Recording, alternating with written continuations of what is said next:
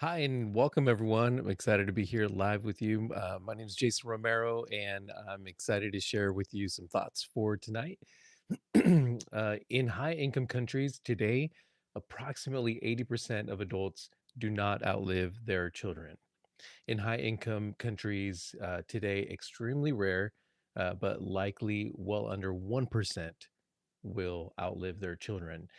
So, why am I even talking about this? What does the Bible challenge us to do in regards to building something? When I look at Proverbs 13:22, it challenges me, at least the beginning of it. It states, build an inheritance for your children's children. And I think that is incredibly powerful and something that I am striving to do for my family. And it's been such a amazing challenge for me.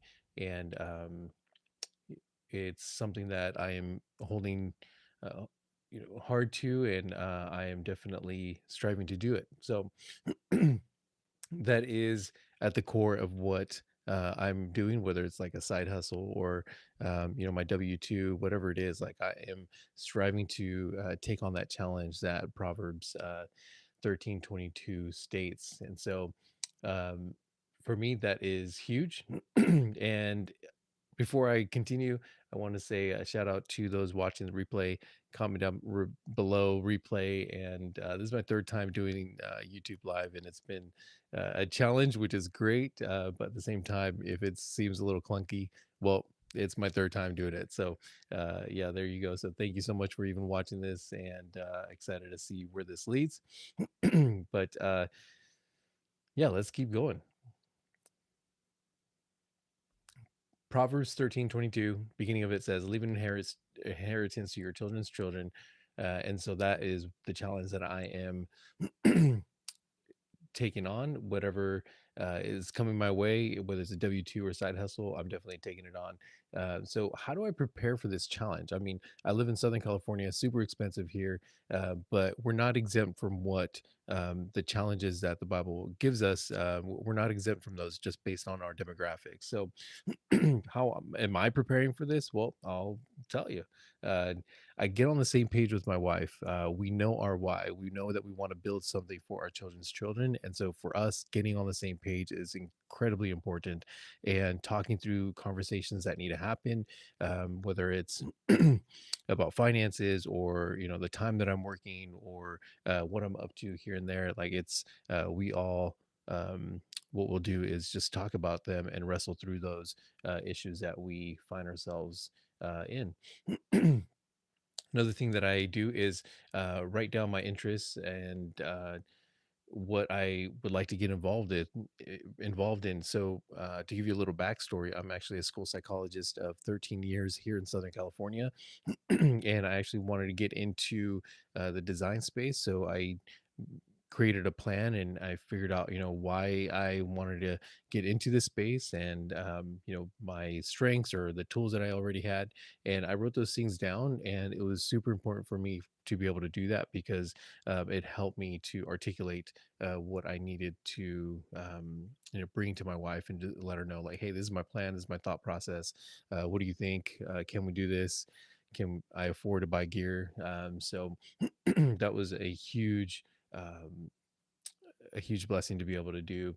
Uh, Setting boundaries is something that's helped me. So making sure that I'm taking care of or protecting the time that I have with my wife, the time that I have with my family, so my kids, and also my W-2 employment. Obviously, that's super important for us because it is funding our lifestyle. So, and making sure that I'm present at work and that I'm, just cranking things out at work so that I can come home and not stress about it and get other things done. So that's been very helpful to set those boundaries and make sure that home is taken care of first. Another thing that started to do is waking up early. I noticed that a lot of guys that are, obviously super famous, and a lot of them are waking up super early and getting in their routines, or just starting to work, or whatever their day looks like. So I started to take on that challenge as well, and so now I'm every day my alarm goes off about 4:50, 5 o'clock, and it at times, yeah, definitely a struggle to get up, especially if it's been a late night the night before, or getting up in the middle of the night with the kids. Like yeah, it's definitely a challenge, but my alarm goes off during the week, Monday through Saturday at 4:50, and I'm up ready to go. And that's been a huge help, because it's helped me to realize like how much time I do have, and how much time I have wasted. And so, um, I'm not saying should on yourself, but it is being able to be mindful of your time has been so beneficial for me. And so that's what I do. I wake up early and I get rolling. And another thing that I've realized is that I do my best to identify what's wasting my time, and I stop doing those things. And so obviously there's um, things that I can do at lunch, maybe I don't know, get a little better at a certain skill, or improve in this area. Sometimes I just want to eat and just like look at YouTube shorts. So I definitely do that. But when I'm home, or when I'm just kind of have some downtime, I'm not wasting it. I'm being very mindful of my time. So things like video games, definitely not doing that. So if you do, I mean, it's up to you. Yeah, I'm currently 40 years old, so I'm in the mindset of I don't want to waste any more time. I have wasted a significant amount of my time on myself, so I don't want to go back to that route. So I am very mindful of my time, and that's helped me a whole lot. So um, yeah, that's been very helpful. So what does going above and beyond my current W-2 look like? So, I am a school psychologist. I have a contract that I have to fulfill, and year after year, it kind of varies on times, but kind of get that like 9 to 5 ish type of feeling. So, so what does it look like for me to go above and beyond, or what are the things that I've taken on to be able to go above and beyond my W-2 employment? So, one thing that I've done is take a time inventory. So, find time. I think.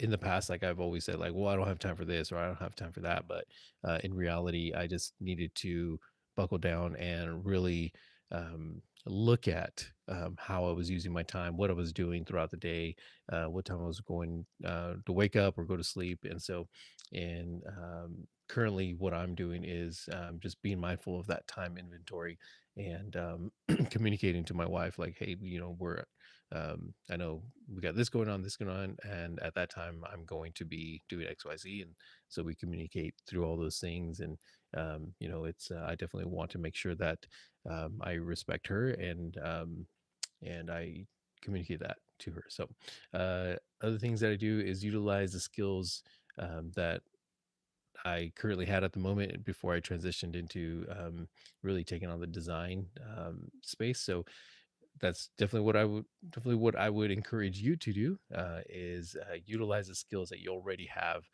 to make money. And so, whether it's a skill set you use at work, that you can transition and do a side hustle, look at what you have and use what you have in order to build something on the side. That has definitely helped me out. Soft skills, or um, uh, other thing that I want to say is different tools that you have available to yourself. So look at things from a very objective lens, and you trying to utilize those items, or those skill sets, to be able to pivot, or develop something on the side. That's I think, in my opinion, very helpful, and it's definitely helped me out. So soft skills that I use in school psychology have definitely benefited me in the design space, and as well as knowing behavior, knowing why people do what they do at times from a school psychologist lens. I'm able to use that in the UX process of design. So that's been super helpful, and as well as many other things. But that's just what comes to mind. And I would ask myself, what are some realistic times that I can do to build a side hustle if that's what I want to do? It's easy to go get a W 2 job. Adding to your 9 to 5, I think it's definitely easy. For example, my wife and I, we actually worked at Papa John's because we were getting out of $166,000 of non-mortgage debt, and so thankfully we got out of that debt. And yeah, it was a time when I was trying to find out how many W 2 employments I could, cram in my day, and um, Papa John's was one of them, and but I couldn't do that for a long period of time. We started to have kids, and it just wasn't realistic. So I needed something that I can utilize my skill set and hopefully be able to stay closer to home. And so, thankfully, I was able to pivot into the design space, and it's been just an awesome adventure ever since. So, but I did definitely have to buckle down and just grind it out at an additional W 2, but um, there came a point in my life where that just was not realistic.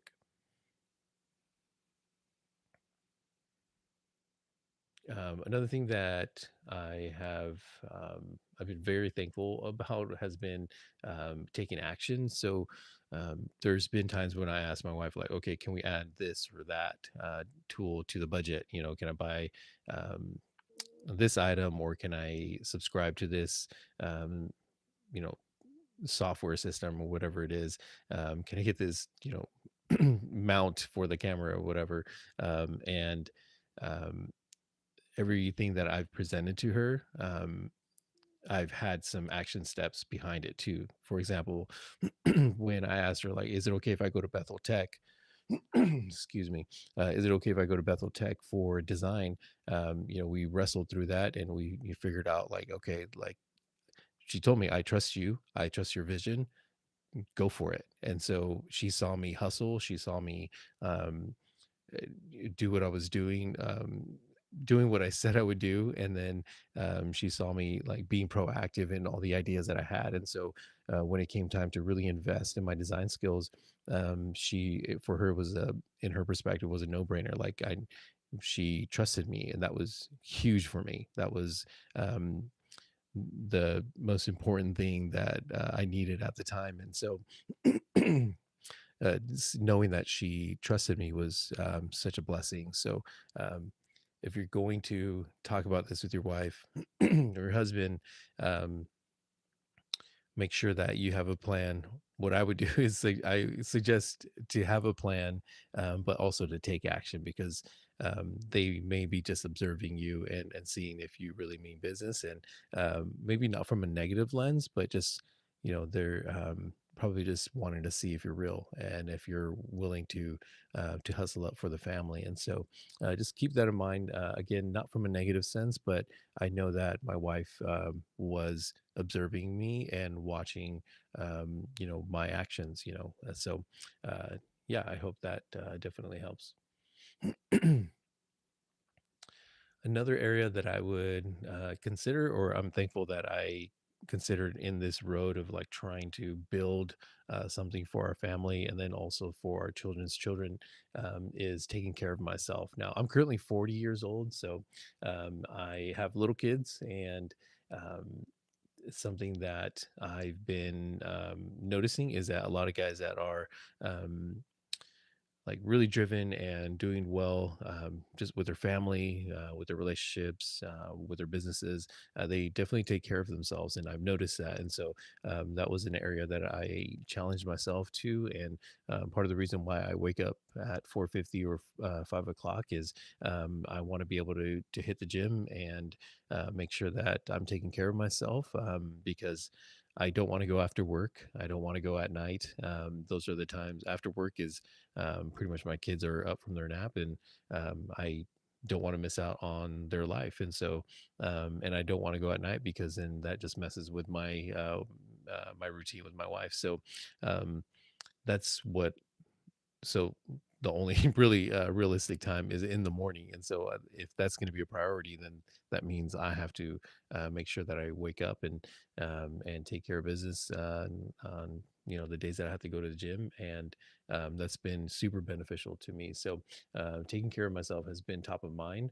Another reason why is my spouse, my children, they're counting on me. I have to take care of myself, and we live in Southern California. I'm the only financial provider of the home. My wife, thankfully, is able to take care of the kids and really work hard with them here at home. But it's up to me to bring in income for us to be able to live and take care of ourselves, and then also on top of that to build something for our children's children. And so this may be may seem for some like, oh well, that's just overwhelming and frustrating. Actually, in my perspective as a man, that really lights me up. Like if I see a challenge like that, I'm in the pocket, and so I'm very aware of that. I know it's a huge task, but um, as a man, I need that purpose. I need that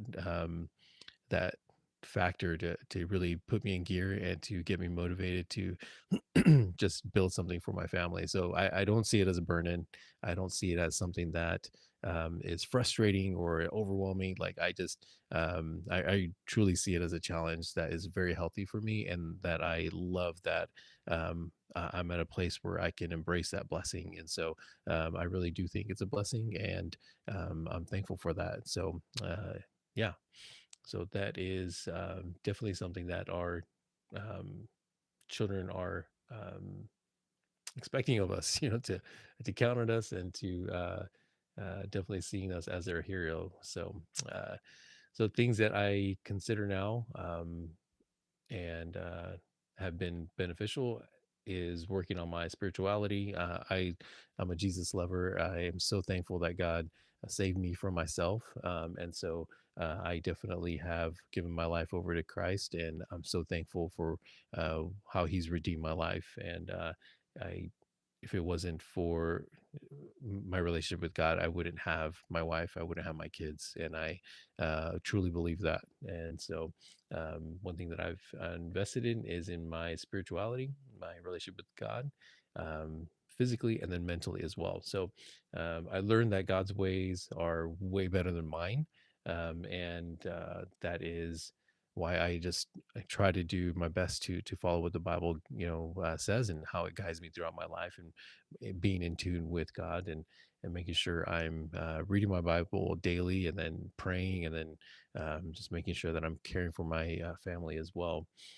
Um, when it comes to physical ability, I mean, like I said before, like I'm 40 years old at this point, and so um, I want to be mindful of the body God has given me, and clearly there's room for improvement. I am not all bulked up and trimmed up yet, but I am working towards making sure that I'm caring for the body that God has given me, and I want to be able to throw my kids around and take them places and hike and all that. And so I keep those things in mind throughout my day when I'm eating, or when I'm you know hanging out on the weekends. So again, it's not from a place of like feeling, well, I can't do this, right? Poor me. It's just I've chosen to take care of myself and do my best. I was doing intermittent fasting, so I did that for a prolonged period of time, and now I still more so like 65% doing that, but it's helped me a whole lot. So um, when it comes to mentality, uh, not giving into the stinky thinking or the toxic thinking that can creep up. And to me, that's definitely something that I've struggled with in the past. And so I got to check what my mind is taking in, and I got to make sure that I'm not engaging in any type of like toxic um, thoughts or, ideas or whatever. But that's something that I'm mindful of. And